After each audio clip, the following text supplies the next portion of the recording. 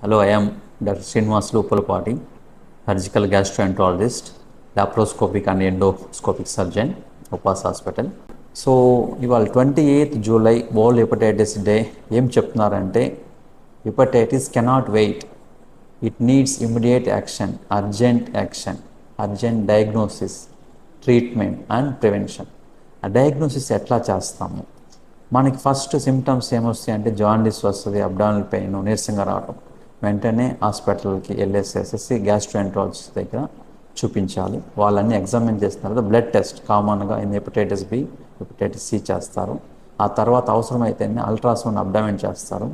దాంట్లో liver condition చూస్తారు. Hepatitis B and diagnosis అయితే దానికి ట్రీట్మెంట్ వెంటనే చేస్తారు.